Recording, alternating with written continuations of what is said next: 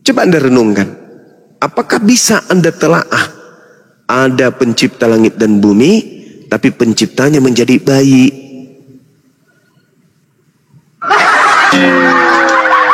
Bisa Anda terima itu kira-kira? Oke Bang, saya tanya begininya. Silakan. Kenapa apa alasannya? Kenapa harus mesti berakal untuk menjadi terpelajar menurut Al-Quran itu?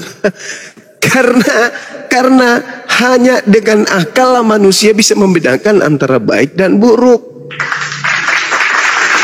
Adam dilarang makan buah ilmu pengetahuan baik dan buruk. Kenapa? Karena kalau dia sudah makan, maka dia akan mengetahui mana yang baik, mana yang buruk itu. Bayangkan, sebelum dia makan telanjang pun Adam gak sadar. Karena kenapa? Karena dia gak tahu baik dan buruk itu. Nah, untuk mengetahui baik dan buruk, akal harus berfungsi. Itu saudara. Artinya gini Bang, jika ada redaksi mengatakan hanya orang yang berakal yang dapat pelajaran, artinya redaksi itu menganggap, misalnya Quran ini yang redaksi, berarti Quran menganggap orang-orang Islam itu nggak berakal, gitu loh Bang. Lucu ente itu. Innama yatazakkaru ulul albab. Hanya orang berakal yang mendapatkan pelajaran. Yang mendapatkan pelajaran hanya orang yang berakal. Yang berakal yang mendapat pelajaran. Yang tidak berakal tidak bisa belajar. Yang tidak belajar yang tidak berakal. Islam itu tempatnya orang-orang yang berakal. Makanya mereka mendapatkan pelajaran.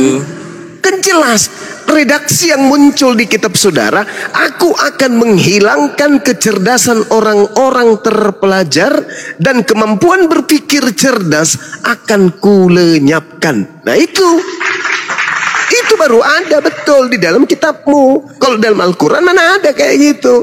Al-Quran, afala tatafakkarun, afala ta'qilun, innama yatazakkaru ulul albab. Al-Quran tuh. Sebab ajakan untuk berpikir, ajakan untuk berpikir itu di Islam. Ajakan mematikan pikiran itu di Kristen. Kan kebalik. Kebalik, karena saudara. ini Bang, karena ajakan itu Bang, ajakan itu diajak karena menganggap Islam gak berpikir, makanya diajak Bang. Oh, Anda salah. Ketika Anda diajak untuk belajar 1 tambah 1, itu karena Anda punya akal. Kambing tidak pernah diajar 1 tambah 1, diam dulu. Kambing tidak pernah diajak 1 tambah 1, berapa kambing? Karena sudah tersetting kemudian kodratnya, kambing tidak berakal. Jadi orang yang diajak kemudian belajar adalah orang yang berakal. Al-Quran mengajak innama yatazakkaru ulul albab, karena Al-Quran menilai manusia itu berakal. Jadi kalau ada manusia tidak menggunakan akal, atau ada agama yang tidak menggunakan akal sebagai koridor untuk memahami agamanya, itu agama yang identik cocoknya untuk kambing. Oke, itu definisinya sudah. Anda nggak mungkin paham apa yang saya jelaskan karena Anda tidak berakal. Gimana dong? Aja. Anda nggak berakal berdasarkan kitab Anda. 1 Korintus 1:19, Kristen diajarkan mematikan akal. Habis ini Anda mau menentang saya, sementara Anda tak berakal. Saya sama ketika saya berdiskusi dengan seekor kambing sekarang ini. Ulaika. Ya, ambil contohnya udah bagus. Misalnya orang diajarkan 1 tambah 1 sama dengan 2. Orang yang diajarkan itu, yang mengajar itu menganggap orang yang ia ajarkan itu belum mengerti 1 tambah 1 sama dengan 2. Makanya diajarin supaya dia ngerti. Iya, kenapa diajarin? Artinya, karena dia berakal. Karena dia berakal sampai dia diajarin. Karena dia berakal dia diajarin. Ya, kalau kambing tidak diajarin 1 tambah 1. Kenapa? Karena kambing meskipun diajarin tidak berakal, dia tidak akan paham. Ada yang lebih parah dari kambing. Apa itu? Anda. Kenapa? Karena Anda punya akal, 1 tambah 1, Anda nggak tahu jawabannya. Berarti benarlah Al-Quran yang mengatakan, ulaika hum syarrul bariyah. Kalau begitu Bang, ada yang lebih parah lagi dari kambing. Kambing kan buta huruf. Kenapa mesti diajak untuk membaca? Lucu ente. Membaca itu bukan hanya ada huruf. Baca dengan pikiran, baca dengan perasaan, bukan hanya dengan huruf. Nah inilah kalau orang tidak berakal berbicara depan publik hanya menertawakan diri dan mempermalukan dirinya sendiri. Saya ingin pergi, saya akan pergi membaca situasi. Ayo, apakah huruf-huruf? Definisimu bisa dipakai. Apakah huruf-huruf dipakai untuk lanjut? Membaca situasi itu apakah tidak ada dalam ritme berpikir Anda? Membaca situasi. Nggak ada. Oke, itu bahasa asing bagimu. Berarti Anda kambing. Itu bahasa lumrah. Manusia berbicara secara intelektual, membaca situasi, membaca keadaan. Anda mengatakan itu bahasa asing. Oh, dasar kambing. Maaf nih, maaf. Karena saya membaca data di dalam Bible 1 Korintus 1 nomor 19. Aku akan menghilangkan kecerdasan orang-orang terpelajar, dan kemampuan berpikir manusia akan kulenyapkan. Itu jadinya apa orang tuh? Kalau udah kayak gitu, kalau kecerdasan dihilangkan, kemudian pemikiran dilenyapkan, orang jadi apa? Kutanya dulu Anda. Kecerdasan dihilangkan, kemudian kemampuan berpikir dilenyapkan, orang itu jadi apa? Kutanya dulu kau. Jadi apa? Jadi kambing. Untung saja saudara tidak makan rumput siang dan malam. Untung saja. Untung saja. Gini Tapi kalau saya melihat ya saudara ya, kalau saya melihat ya, karnivora, omnivora, apalagi satu? Karnivora, omnivora, karbivora. Anda masuk di omnivora, makan segala. Semuanya halal bagiku. Omnivora Anda ini, omnivora. Herbivora, karnivora, omnivora Anda ini. Gini ya Bang, cuma senang ya. Setiap kali kamu berargumen pasti selalu blunder.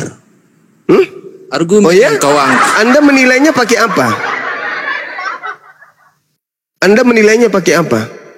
Sementara di agama Anda akal dimatikan, kemampuan berpikir dimusnahkan, dilenyapkan.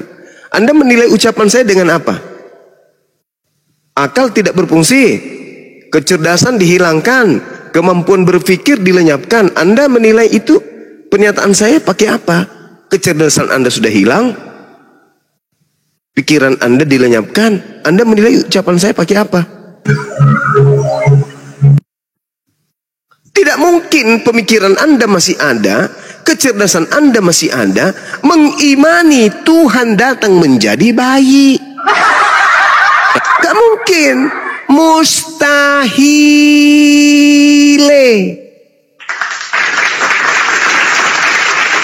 Yang bisa mengimani dan percaya serta meyakini itu hanya orang CE, DE, NG, Sinting. Tuhan pencipta langit dan bumi, yang maha hidup, yang maha mematikan, turun ke bumi menjadi bayi. Apa yang bisa menerima itu? Kambing pun ogah.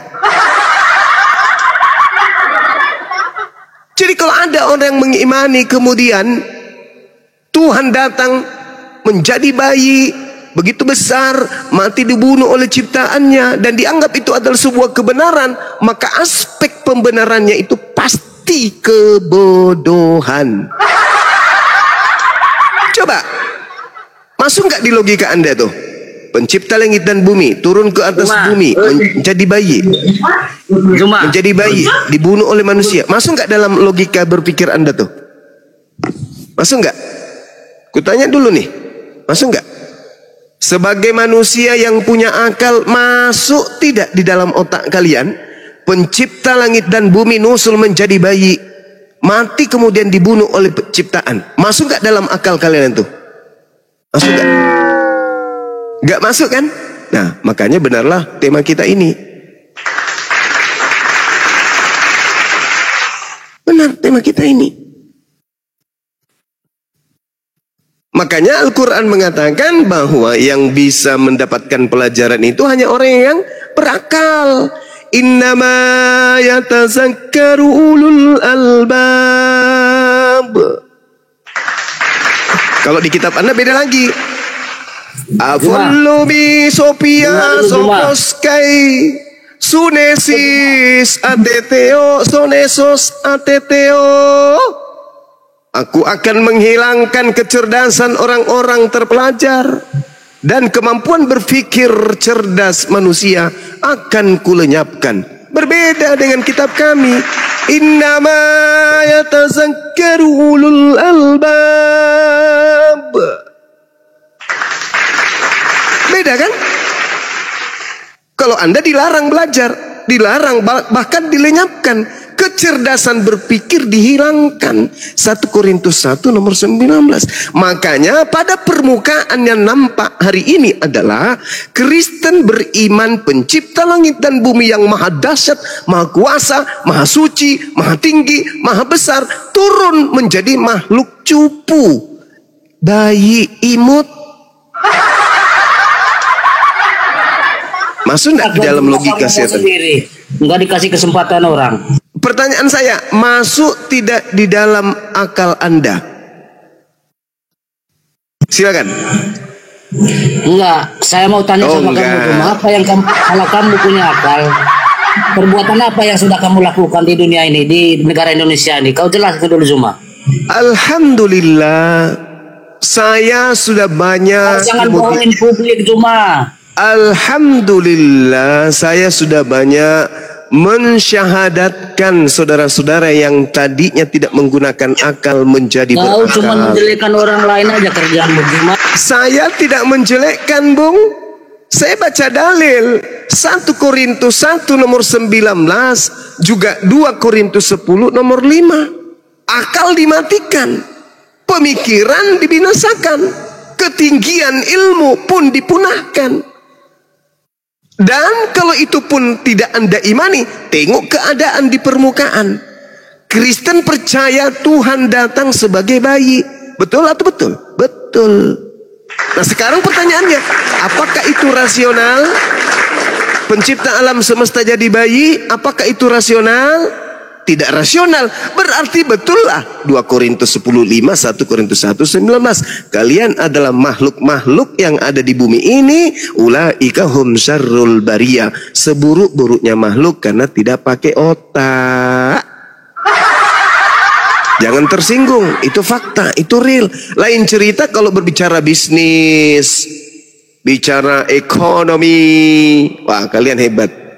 Memang kalian hebat. Tapi berbicara mengenai keyakinan, kalian termasuk manusia langka, makhluk langka di atas muka bumi ini. Andai saja isi kepala Anda itu diberikan kepada kera, maka kera hari ini akan berbondong-bondong kemudian datang ke tempat ibadahnya umat Islam, sujud beribadah ke pencipta langit dan bumi. Andai saja otak Anda itu yang diberikan oleh Allah pencipta langit dan bumi itu diberikan kepada seekor anjing, maka anjing pun akan berbondong-bondong masuk ke masjid beribadah kepada pencipta langit dan bumi.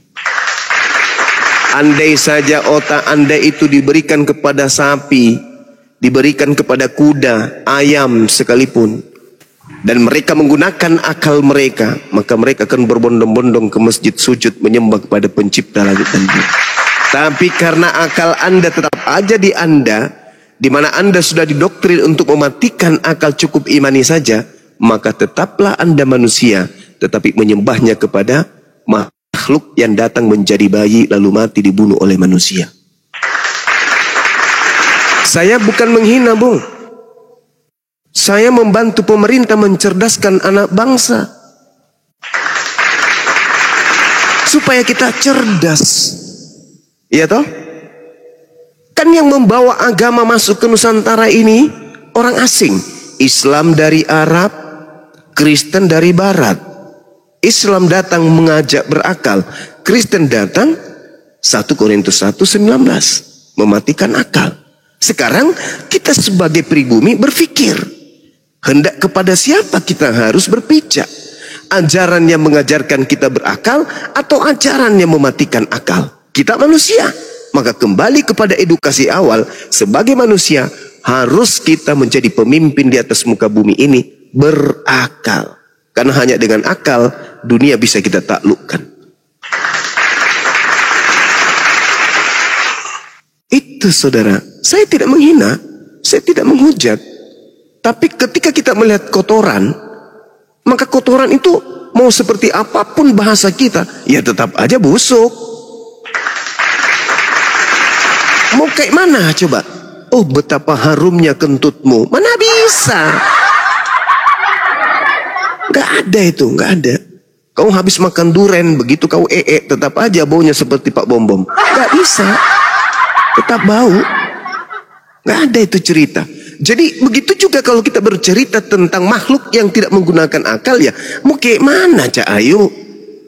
Berkumpul Cak Kangkung, Cak Ayu, Cak Gomber untuk melakukan suatu keadaan, kalau tidak didasari akal, ya sama aja. Oleh karena itu, Yesus mengajarkan kasihilah Tuhanmu dengan akal. Bukan dengan iman, tapi dengan akal. Setelah akal kita fungsikan, lahirlah iman yang benar. Coba Anda lihat tuh. Kalau iman Anda itu betul, coba Anda lihat Markus 16. Tanda-tanda ini akan menyertai orang yang percaya. Bila minum racun, apa? Tidak mati. Dipatok ular kobra, tidak mati. Bahasa asing mereka ngerti. Bisa kalian lakukan? Tidak bisa. Tidak bisa. Padahal akal sudah mati. Pemikiran sudah dipensiunkan. Imani saja, percaya saja. Sampai menangis, keluar air mata, keluar air hidung, air kuping, air telinga. Keluar semuanya dalam berdoa. Tapi apa yang terjadi? Nggak ada jadi antara kalian berani minum racun. Iya kan? Nggak ada kan? Nggak ada. Berarti itu sesuatu yang tidak make dengan manusia. Nggak cocok. Begitu saudara. Ya. Jadi sekali lagi saya katakan, apakah oten nggak harus berakal dalam beragama? Yes. Karena mereka hanya modal imani saja. Ada yang keberatan dengan pernyataan saya? Silakan Anda bantah. Bang Alex, ya. Apa butuh Pingsan ya? Bang Alex kalau nggak sanggup silakan lambaikan tangannya ya. Kameranya di sebelah kanan. Assalamualaikum warahmatullahi wabarakatuh. Host yang terganteng Gurunda. Waalaikumsalam. Tuhan di Bunda Nora. Pak Disugi lanjut. Gini ya Bang Joma, kalau berbicara tentang akal, di Quran kan sudah jelas, kamu itu disuruh berakal. Bahkan yang menyempurnakan akhlak orang Islam itu manusia, bukan Tuhan. Muhammad yang mengaku, aku diutus untuk menyempurnakan akhlaknya Juma, bukan Tuhan. Muhammad. Dan Muhammad tidak dipahamkan. Inilah kalau orang tidak berakal berbicara. Inilah kalau orang tidak berakal yang berbicara. Coba. Ayo debat yuk, pakai temer, biar kau nggak darting sembarang kemana-mana. Kalau kau berani pakai temer. Sekarang kita berbicara terkait akal, Bung.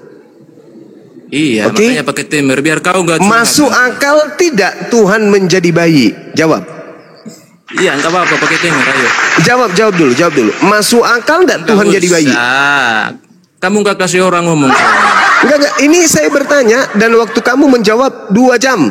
Iya, dari sekarang. 1, 2, 3. Masuk akal tidak Tuhan pencipta langit dan bumi menjadi bayi? Silakan. Yang lain diam. Oke, nanti jangan potong. Terus kamu jawab juga pertanyaan saya nanti. Masuk akal ke Tuhan menjadi makhluk atau bayi? Ya masuk akal. Kenapa tidak? Karena Tuhan itu predikatnya maha segalanya. Nah, sekarang kamu masuk akal nggak ada Tuhan? Jelaskan di mana diterangkan kemudian akal kita ini bahwasanya pencipta langit dan bumi itu bisa jadi bayi. Itu di mana itu? Riak kebenaran yang muncul dalam item berpikir kita itu di mana itu? Coba. Pencipta langit dan bumi jadi bayi itu gimana? Ya, bayi kan makhluk, artinya kan ambil rata aja. Tuhan jadi makhluk gitu aja. Enggak, jadi bayi dulu, jadi bayi, jangan lebay kali. Jadi bayi. Tuhan jadi manusia kan sudah ada dalilnya. Enggak, masuk akal tidak Tuhan pencipta langit dan bumi jadi bayi. Kalau saya ya masuk akal lah namanya. Nah, coba kamu terangkan. Kan Coba kamu terangkan. Kenapa Tuhan bisa jadi bayi? Karena predikat Tuhan itu maha segalanya, bisa jadi apa saja. Kalau bayi maha segalanya? Kalau bayi bukan maha segalanya. Ya sudah.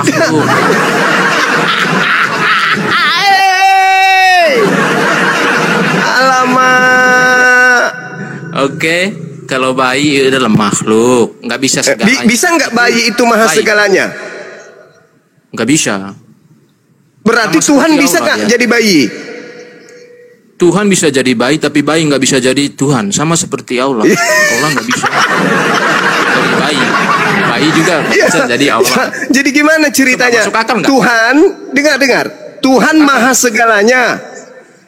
Apakah selama-lamanya Tuhan bisa segalanya atau hanya sementara? Nggak ada sementara, selamanya bisa. Nah, ketika Tuhan menjadi bayi, apakah Tuhan yang bayi ini maha segalanya? Tuhan jadi bayi ya, tetap Tuhan yang maha segalanya adalah Tuhan yang jadi bayi. Gitu loh. Ya, berarti bayi ini maha segalanya. Tuhan yang jadi bayi itulah Tuhan yang maha segalanya. Iya, bayi yang adalah Tuhan ini, bayi yang adalah Tuhanmu ini, apakah maha segalanya? Bukan bayi yang adalah Tuhan, tapi Tuhan yang menjadi bayi itu. Jadi yang jadi bayi tadi ini apa? Yang jadi bayi ini tadi apa? Tuhan yang menjadi bayi cuma. Berarti bayi ini adalah Tuhan, betul? Bayi ini adalah bayi. Tuhan yang menjadi bayi. Alamak, Tuhanmu sudah jadi bayi, berarti bayi ini Tuhan. Bayi itu adalah rupa Tuhan yang jadi manusia. Nah, berarti bayi ini Tuhan. Rupa Tuhan yang jadi manusia. Jadi Tuhan, bayi ini Tuhan. Rupa cuma. Iya, rupa. Berarti bayi ini Tuhan kan? Rupa Tuhan yang jadi manusia. Iya, bayi ini adalah Tuhan, betul? Loh, rupa. Apa? Orang tak berakal mencoba menipu. Ini Tuhanmu bisa jadi bayi, berarti yang bayi ini Tuhan kan?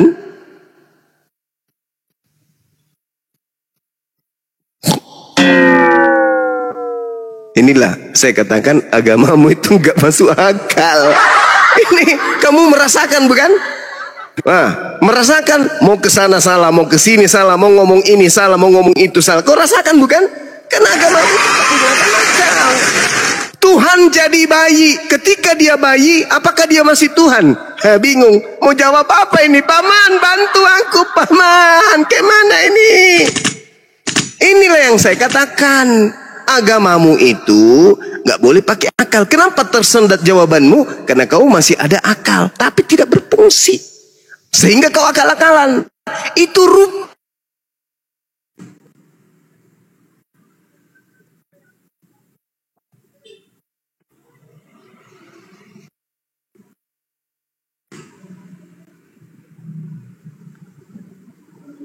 dengan akal, tidak cocok untuk manusia.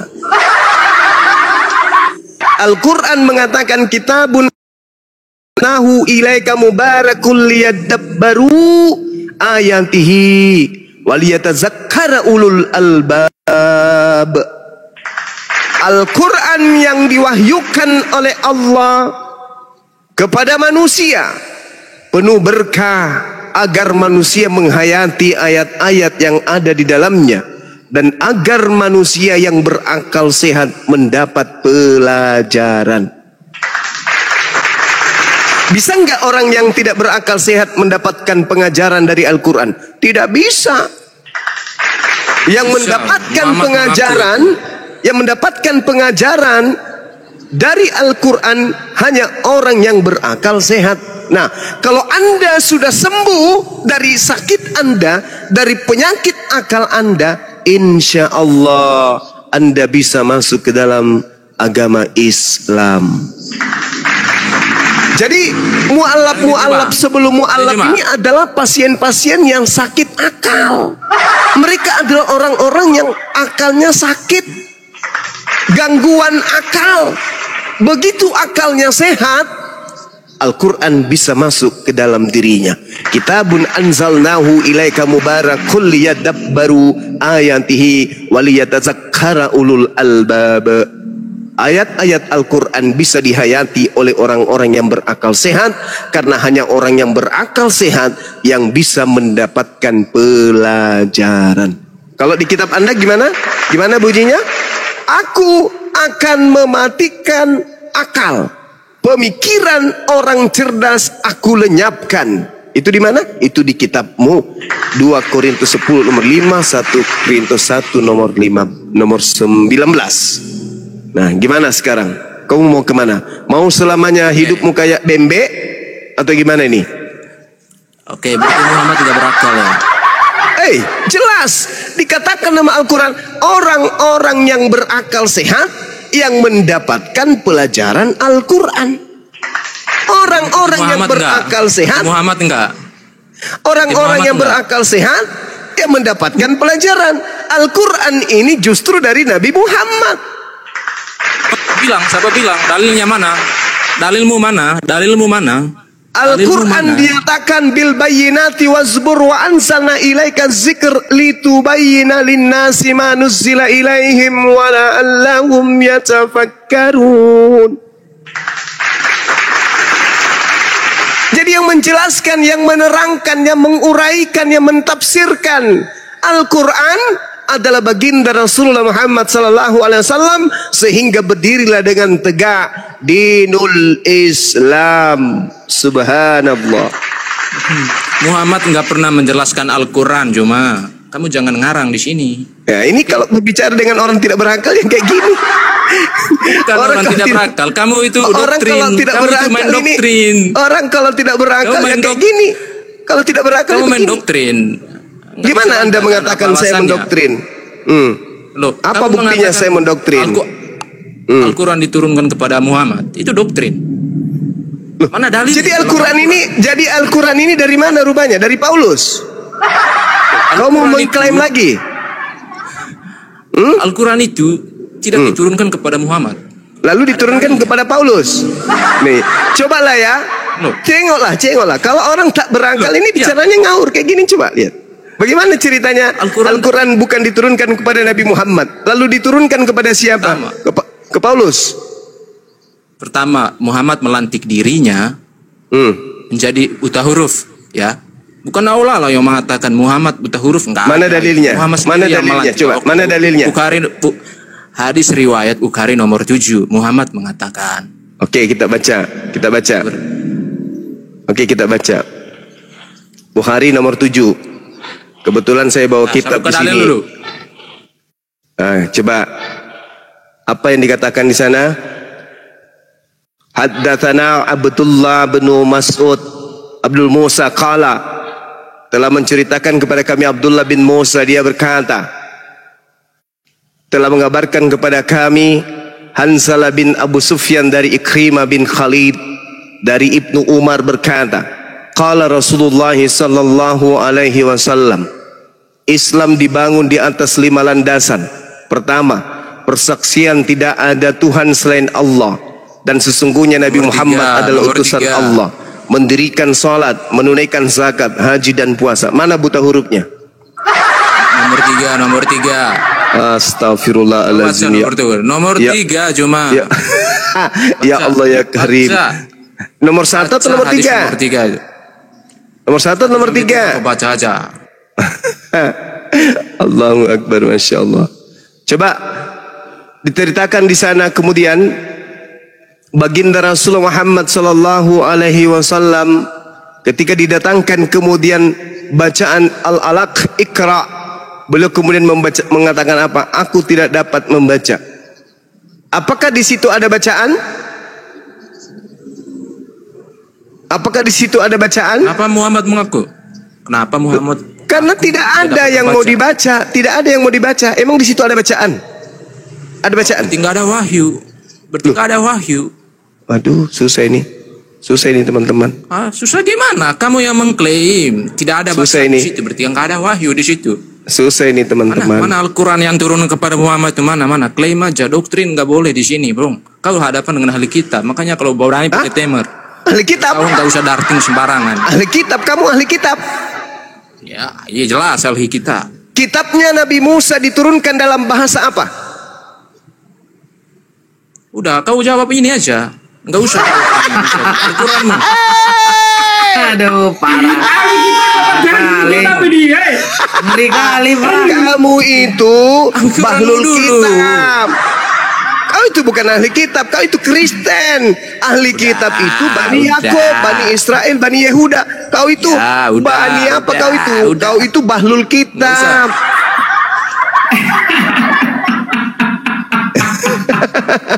Ahli kitab. Bahlul kitab. Ditanya kitabnya Musa gak tahu. Sudah katanya sudah menjijikkan Hilangkan. Benar-benar menjijikkan kalian ini. Jadi teman-teman, Malam Bang Suma, boleh tanya sedikit enggak Bang Suma? dari mana Bang?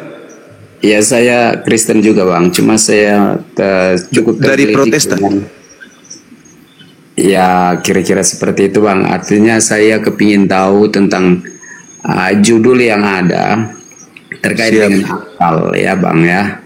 Siap. Kira-kira menurut Bang Zuma, ini kan berkomentar tentang akal.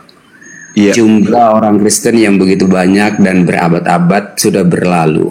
Iya. Dan banyak orang Kristen yang kira-kira penerima Nobel dan sebagaimana mestinya. Iya. Kecerdasan ini dimiliki. Tapi sayangnya Bang Sumo mengatakan bahwa orang Kristen itu tidak punya akal. Berarti di sini Tuhan itu tidak adil Bang. Artinya selama ini yang Jadi maunya anda tidak ada orang idiot di dunia ya, pintar semua, dari yang muka seribu gitu. Maksudnya gini Bang Sumo. Saya sampai tidak bisa memikirkan gimana Abang Zuma. Ya karena memang bisa- 1 Korintus Anda udah nggak punya pikiran. Sebentar Bang Zuma. Artinya gini, begitu banyak prestasi-prestasi yang dimiliki oleh orang Kristen Yes. selama Termasuk bikin berabad-abad mesin ya. kondom. Tapi Ya. sebentar. Bikin Bang. apa lagi Doldi? Apa Bahwa itu namanya? Ini Bang Zuma. Bang Ahisu gitu yang tahu itu. Kita tidak bisa gini Bang. Oh Dilo. Sebenarnya itu tadi udah dijawab sama Bang Juma. Iya. Kalau orang Kristen berbicara tentang dunia, masalah ekonomi, Pintar. politik, jago dia. Jago. Tapi ketika Sebentar. bicara soal agama, Sebentar. soal ketuhanan, Error. autokoplak. Gitu. Sebentar maka dari itu. Nah, oke. Oke, kalau memang Bang Zuma dan kawan-kawan mengatakan bahwa berbicara dari perspektif berbeda. Kalau dalam keyakinan orang Kristen katanya 0, 0 tentang tidak mempergunakan akal. Yes, itu betul. Kira-kira menurut Bang Zuma, Hmm. Tuhan itu seperti apa sehingga Laisa kamitslihi syai'. Sebentar. Jangan terlalu panjang narasinya Bang. Kalau Gini, Anda masih gini, Kristen, Bang. tidak usah terlalu panjang Ya, Bang. sebentar Bang. Sampai orang yang mengikuti Tuhan, orang yang menjadi Kristen, dan dia sudah berkarya begitu banyak, gitu ya. Ya. Tetapi Bang Zuma mengatakan bahwa mereka ini adalah tolol dan tidak punya akal. Iya. Dari mana hukum keadilan Tuhan yang melihat umatnya yang sudah bertahun-tahun meyakini dengan bahwa adanya Tuhan itu sendiri. Lalu hikmat dan bijaksana pengetahuan itu ya datang dari Tuhan itu sendiri. Oke. Nah kira-kira pengetahuan ini apakah tidak dipakai oleh orang Kristen? Sehingga Bang Zuma mengatakan bahwa mereka Udah Bang, kepanjangan Bang. Aduh, panjang sekali umat. Kau tadi mengatakan kau pengikut Tuhan aja, kau udah nggak berakal, itu udah jelas. Aduh, ini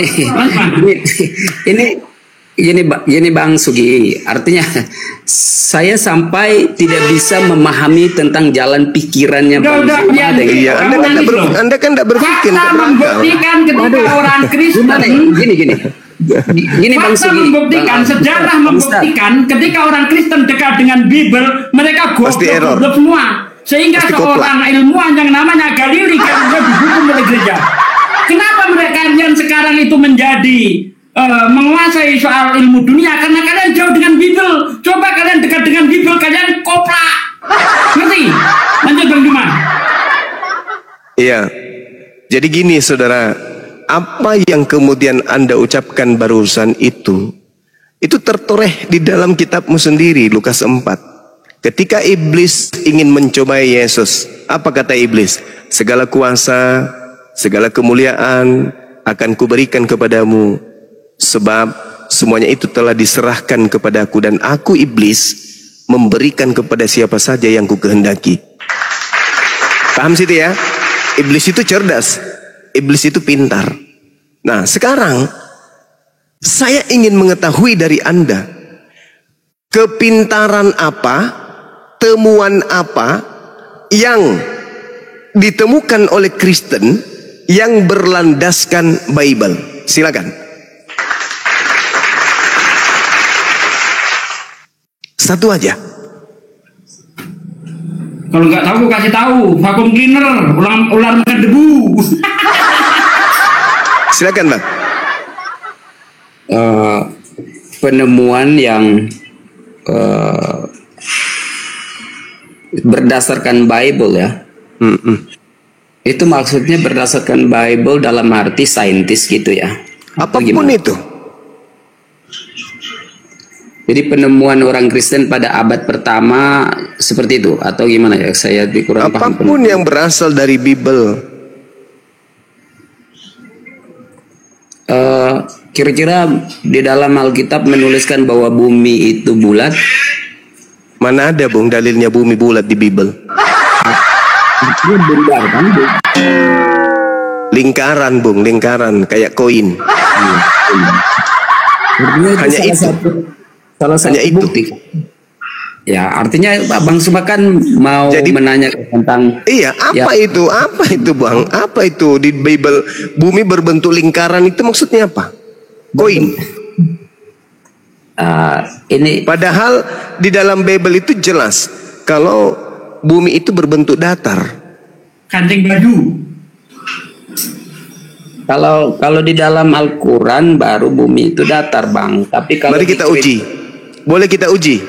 Siapa Boleh, yang sih. mengatakan datar? Bible atau Al-Quran? Boleh? dalam Alkitab itu bumi itu bundar, Bumi apa? lingkar. Enggak Bumi mungkin. bundar. Itu mustahil. Itu mustahil. Kita buktikan ya. Boleh ya? Boleh, Kalau di dalam Bible itu jelas sekali dikatakan bahwasanya bumi itu datar. Oke? Sekali lagi iblis membawa Yesus ke sebuah gunung yang sangat tinggi dan menunjukkan kepadanya semua kerajaan dunia dan kemegahannya. Ini menurut saudara nih, Yesus naik ke atas gunung yang tinggi. Setelah dia di atas puncak gunung, dia melihat semua permukaan bumi. Itu kira-kira menurut saudara bundar bumi ini atau datar? Ayo. Itu kan Abang semua melihat dari salah satu perspektif. Loh, Dalam ini, Alkitab. ini Matius 4 nomor 8 Ayub 37 banyak pokoknya, terlalu banyak. Satu aja dulu, itu aja dulu. Yesus naik ke atas gunung, lalu dia melihat seluruh permukaan bumi. Masuk di dalam sains kayak itu, yang kayak gitu. Naik Ya, ke kalau- gunung, Aha. gimana? Naik ke gunung, habis itu dia melihat semua permukaan bumi. Itu gimana ceritanya?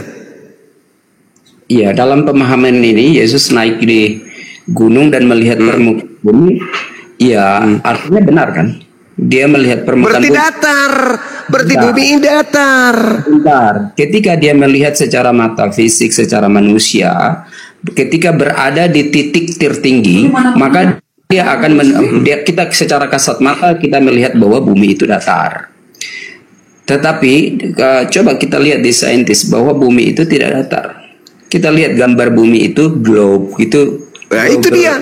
Bagaimana ceritanya, coba Anda.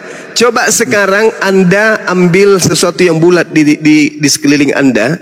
Ambillah bola, kasti atau apa yang ada, atau kelereng atau apalah. Terus kemudian Anda simpan telunjuk Anda bagian atas. Bisa tidak Anda membayangkan Anda yang adalah telunjuk itu melihat sisi belakang atau lingkaran yang di belakang daripada yang tempat Anda berpijak? Bisa enggak? Ya, tentu tidak. Bisa enggak? Tentu tidak bisa. Tentu tidak. Tetapi di dalam kitab saudara dikatakan Yesus melihat semuanya setelah dia dibawa oleh iblis ke gunung tinggi. Iya. Berarti bumi ini sebentar Bang. Datar dong. Gini Bang Zuma, pemahaman itu sangat keliru Bang Zuma. Ketika Bang Zuma berbicara ketika Yesus misalnya dibawa ke salah satu planet, misalnya di atas dari bumi ini ada satu planet, nah di situ dia bisa melihat. Dan ketika logikanya kita pakai ya, tetapi dan itu dia bisa melihat secara keseluruhan itu bumi itu bentuknya sebagaimana apa kayak gitu. Tetapi ketika dia berada di gini Bang, ketika dia berada sebentar, ketika dia berada di satu gunung, kita pun sama Bang. Sayap dan Bang Zuma pun sama. Ketika kita berada di satu titik ketinggian, kita melihat bahwa bumi itu memang bentuknya adalah datar karena kita melihatnya dari kacamata kita berada di satu titik. Jadi mana yang betul ini? Bumi datar atau bulat? Sebentar. Bumi berdasarkan Alkitab bahwa di dalam Amsal 8 ayat 27 bahwa ketika ia mengatur cakrawala di atas permukaan air. Lalu Yesaya 40:20 yang ini salah. Yesaya 40 ayat 22 dia yang bersemayam di atas lingkaran bumi. Itu di dalam Yesaya 40 ayat 22. Jadi jelas Alkitab itu mengatakan bahwa bumi itu berbentuk lingkaran. Jadi ya, kalau lingkaran itu kan Bung, koin juga lingkaran, Bung. Bedakan bulat dengan lingkar. Iya, sama aja dalam pemahaman ini lingkaran.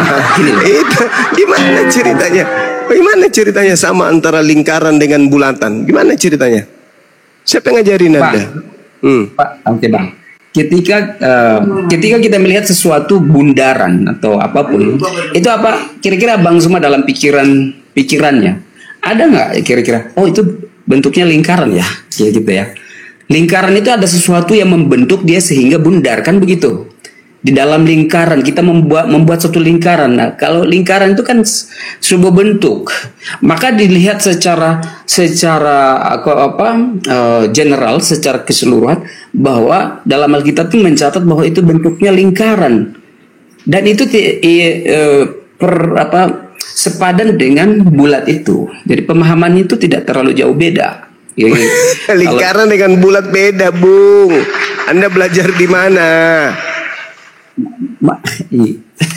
Gini ya Bang, ngerti Abang bahwa bulat lingkaran, saya sungguh paham tentang apa yang Bang Zuma. Tetapi Alkitab itu menjelaskan tentang hal-hal yang sangat bersifat umum atau general, sehingga dia melihat sesuatu yang seperti Abang Zuma mengatakan, ketika Yesus naik ke atas gunung dia melihat bumi itu datar. Itu secara general dia melihatnya dia menjelaskan bahwa pada dasarnya bumi itu tidak datar tetapi bulat. Ketika kita menemukan di dalam bukti saintis bahwa bumi itu bulat, tetapi kenapa Yesus mengatakan bahwa yang seperti Bang Zuma mengatakan bahwa dia melihat semuanya datar kayak gitu?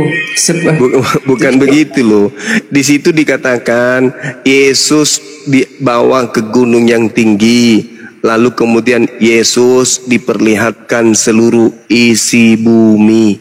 Berarti dengan jelas bumi ini menurut Bible datar. Itu jelas itu, Bung. Iya. Itu kitab Anda yang mengatakan itu. Bukan saya ngarang-ngarang, kitab Anda yang mengatakan itu. Nah, kemana perginya? Tadi bahasa Anda yang mengatakan begitu banyak orang Kristen yang pintar di atas muka bumi ini menerima beberapa kemudian penghargaan. Nah, mana dari Bible mana? Satu aja, mana coba? Apa yang mereka temukan dari Bible? Ya, itu salah satu tadi yang kita bahas, itu adalah salah satu hal yang kita temukan. Itu kan bukti penulisan. Itu kan bukti penulisan, Bang. Iya, apa itu? Ya tadi itu kan bukti penulisan tentang penemuan di dalam ayat Alkitab tentang saintis, ya seperti itu kan, benar kan? Mana ada sains menemukan bumi ini datar, Bang? Bumi ini bulat. Iya, itu kan benar kan, Alkitab menceritakan bahwa itu bumi bulat kan, yang tadi saya bacakan. Tapi Anda mengatakan bumi ini datar, gimana dong? Kalau Anda tidak percaya, coba saya bacakan dalil yang lain supaya Anda kemudian paham. Di dalam kitab Daniel berapa? Daniel 4, coba Anda lihat. Adapun penglihatan yang kudapat di tempat tidurku itu, demikian di tengah-tengah bumi ada sebatang pohon yang sangat tinggi. Pohon itu bertambah besar dan kuat, tingginya sampai ke langit dan dapat dilihat sampai ke ujung seluruh bumi. Itu datar.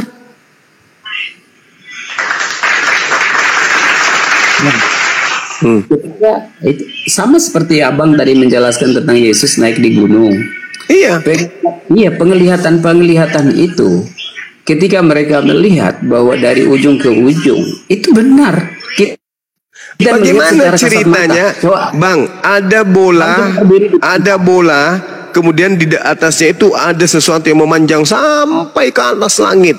Bagaimana bisa bulatan belakangnya itu bisa dilihat kalau hal itu tidak datar? Coba. Nah, gimana ceritanya tuh? Bang, ketika kita menggunakan akal dengan pandangan sudut pandang mata kita, ya, dengan interval mata kita yang punya keterbatasan, sehingga kita melihat itu seperti bahwa bumi itu datar. Ya, ini bukan kita menganalisa, bukan. Ini firman Tuhan Anda yang mengatakan itu, katanya demikian. Berarti menurut Bible bumi ini datar. Saya kasih data lagi, Mazmur 19. Tetapi gema mereka terpencar ke seluruh dunia, dan perkataan mereka sampai ke ujung bumi. Ia memasang kemah di langit untuk matahari, dan keluar bagikan pengantin laki-laki yang keluar dari kamarnya. Giram bagikan pahlawan yang hendak melakukan perjalanannya. Dari ujung langit dia terbit dan ia beredar sampai ke ujung yang lain. Tidak ada yang terlindung dari panas sinarnya. Tuh. Jadi tidak ada yang mengalami malam. Tidak ada mengalami malam. Kalau tidak ada mengalami malam berarti datar. Akui aja, Bang, bahwa di dalam kitabnya Kristen memang bumi itu datar. Udah selesai. Jadi tak ada yang bisa diharapkan dari Bible terkait dengan ilmu pengetahuan, itu tak ada. Itu makanya saya katakan, kalau mau menjadi orang Kristen, dalam hal ini imannya orang Kristen, jangan pakai akal. Karena kalau pakai akal nggak akan nyambung. Contoh kasus yang tadi, Tuhan jadi bayi. Masuk nggak di akal Anda tuh, Tuhan jadi bayi? Sebentar, Bang. Kan masuk akal Anda, Tuhan jadi bayi, itu aja dulu. Pokok pondasi awalnya ketuhanan Kristen. Tuhan jadi bayi itu masuk akal nggak? Kalau berbicara tentang Tuhan menjadi bayi, secara teologi ya, Bang, ya, pemahaman tentang konsep ketuhanan itu kan berbeda dengan pemahaman Islam itu sendiri, Bang. Jadi kalau misalnya orang Kristen mengatakan bahwa dalam Alkitab berbicara bahwa firman sesuai dengan Yohanes 1:14 bahwa firman itu telah menjadi manusia atau telah menjadi daging, tentunya proses Tuhan itu datang dengan caranya, dengan sendirinya, dan tidak ada sesuatu.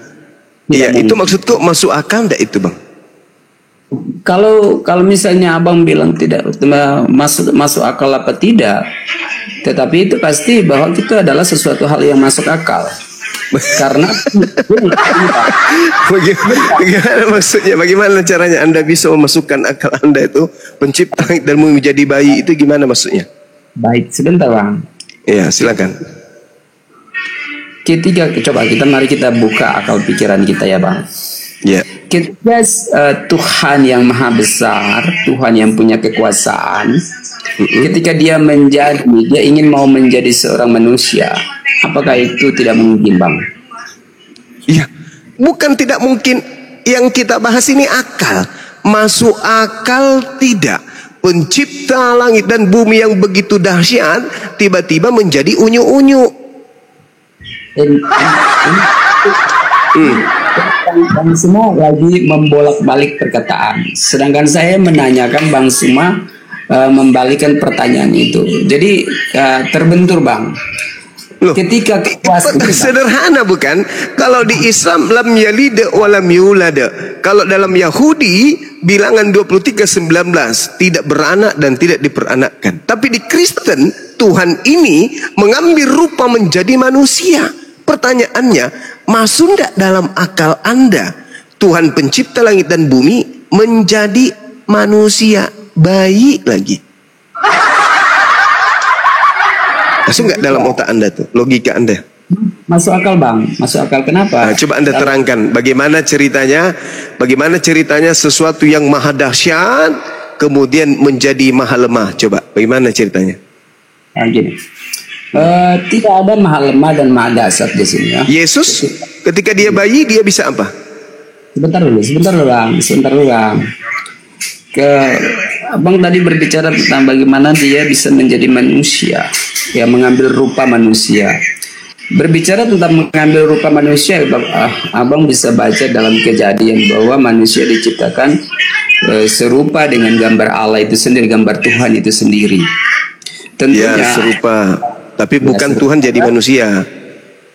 Bang, ya, makanya tadi saya mengatakan bahwa ketika Tuhan dia bisa bermanifestasi menjadi apapun itu kan bisa. Ketika Musa melihat Tuhan dengan cara yang Tuhan ya Musa nggak jadi bayi bang. Ini Tuhan Anda jadi bayi, jadi orok dia, jadi embrio malah dalam rahim. Ya, Itu kan loh. Abang, ya itu kan Abang hanya mengambil salah satu cara untuk bagaimana menginfluence atau mempengaruhi pikiran manusia untuk bisa mendiskreditkan dan lain sebagainya. Tapi Bukan. Ini sekarang ini zaman digital. Siapapun bisa belajar dari kita dan kita pun bisa belajar dari siapapun. Ini yang kita bahas. Apakah rasional pencipta langit dan bumi menjadi bayi? Apakah itu masuk akal? Oke. Ketika Bang Suma mengatakan pencipta menjadi seorang bayi, tetapi ini adalah salah satu proses bagaimana Tuhan itu mengambil salah satu kerendahan atau apa istilahnya ya, mengosongkan diri ya. Dia mengosongkan diri, mengambil sebagai seorang hamba, sehingga Tuhan yang istilahnya sang Bapa yang tidak terhampiri, yang tidak bisa itu, tentunya dia harus membuktikan bahwa dia itu ada, dan sesuaikan dengan kejadian bahwa manusia diciptakan serupa dengan gambar Tuhan, sehingga dia membuktikan dirinya datang sebagai manusia.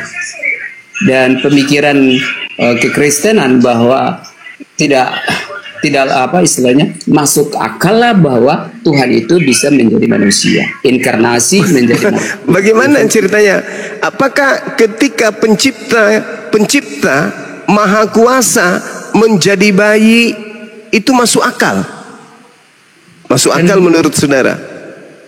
Lalu siapa yang menjaga alam semesta ini bang? Lalu siapa yang menjaga alam semesta? Karena gini bang, siapa yang menjaga alam ini? Kan kekuasaan ya, satu power yang luar biasa yang ada. Abang bilang sudah jadi bayi. Kalau itu kan hanya bagaimana firman itu proses turun menjadi manusia. Iya, Tapi setelah dia jadi bayi bang, siapa yang menjaga alam semesta ini? tetap dia dalam Kebayiannya. bukan dalam kedasarnya, dalam Kan sudah jadi bayi, Bang. Udah jadi bayi dia.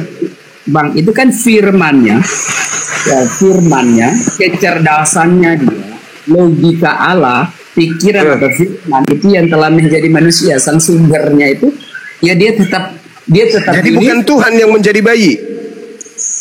Ya, itu kan saya udah jelaskan bahwa karena firman itu telah menjadi manusia. Iya, bukan Tuhan yang jadi bayi. Kalau ini Bang Suma itu hanya menekan di bayi aja. Jadi Firman itu kan adalah Allah itu sendiri, Bang Juma. Ya, Iya. terus jadi bayi kan? kalau ini pemahaman gagal total. Jadi bayi kan? Tuhan yang adalah Allah menurut kalian jadi bayi kan?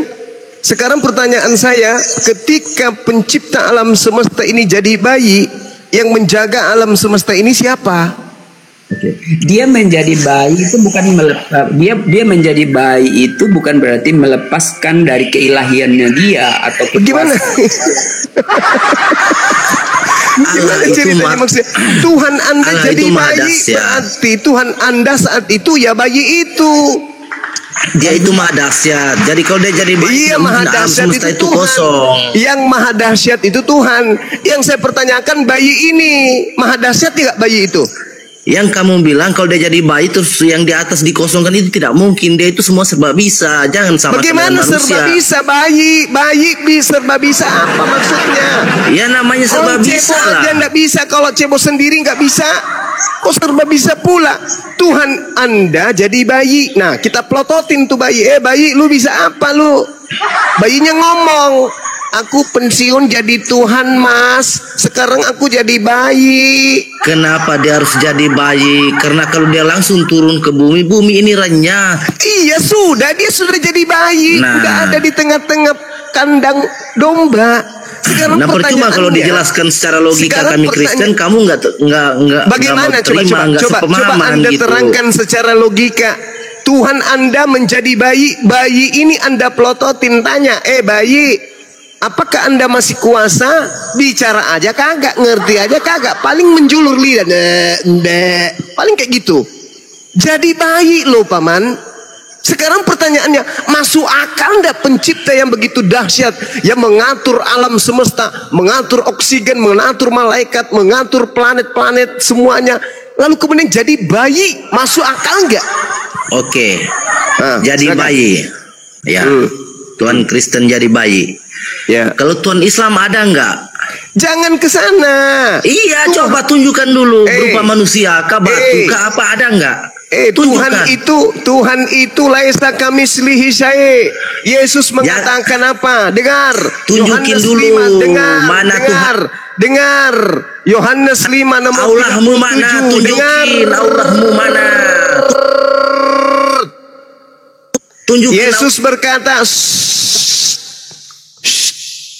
Yesus berkata, Bapa tidak pernah kamu lihat, suaranya pun tidak pernah kau dengar.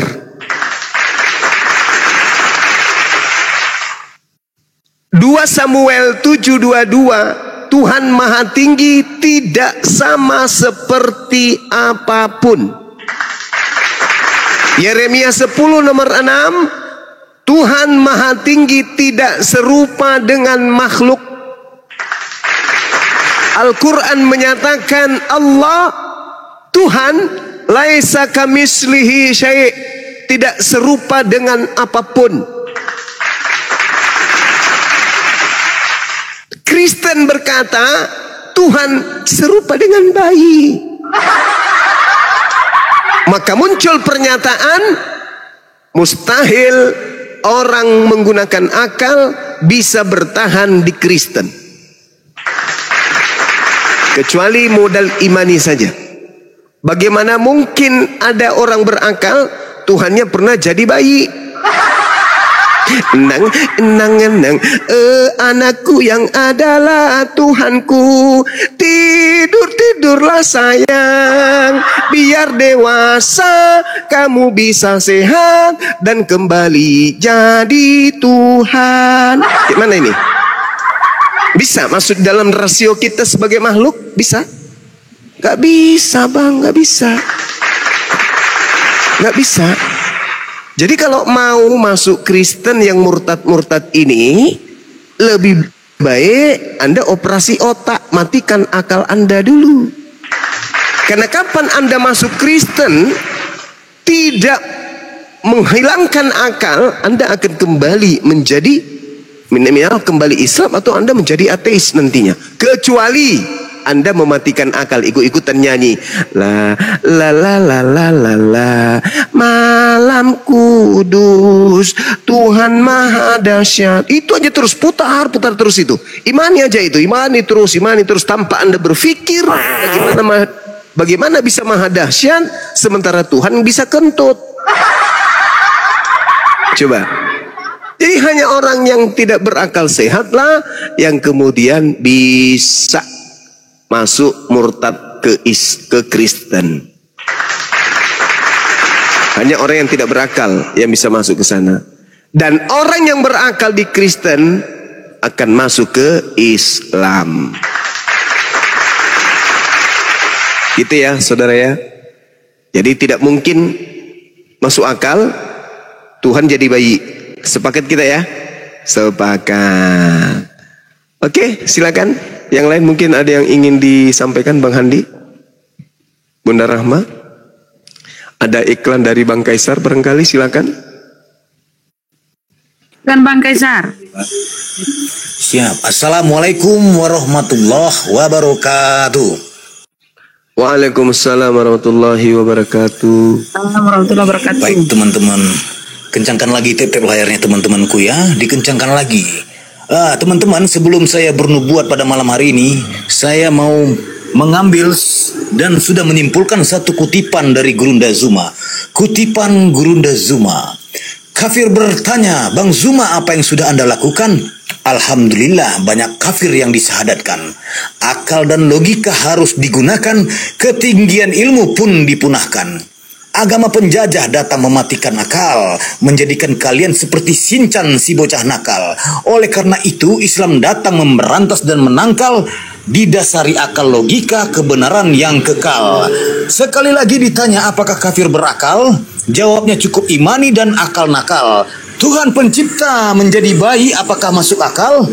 Jawaban macet seperti congor tertelan sendal. Sebelum bertanya, menjawab, pikirkan sejenak.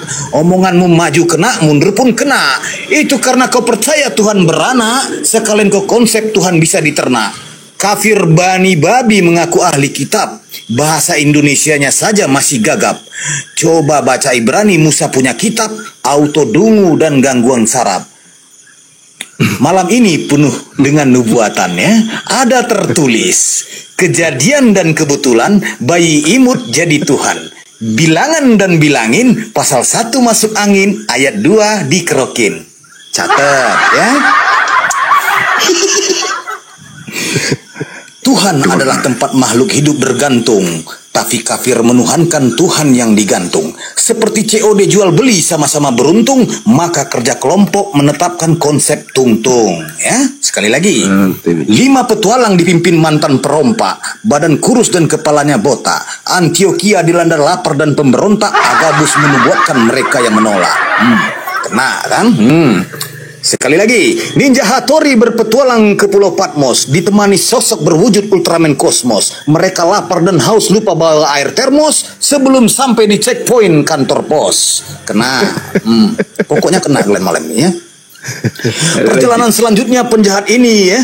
Perjalanan selanjutnya ini penjahat ini ke Tarsus, berbekal roti, ikan gabus dan sebotol spiritus. Dengan rasa cemas kehabisan perak dan fulus, nyawa terancam, pikiran mulai tak becus.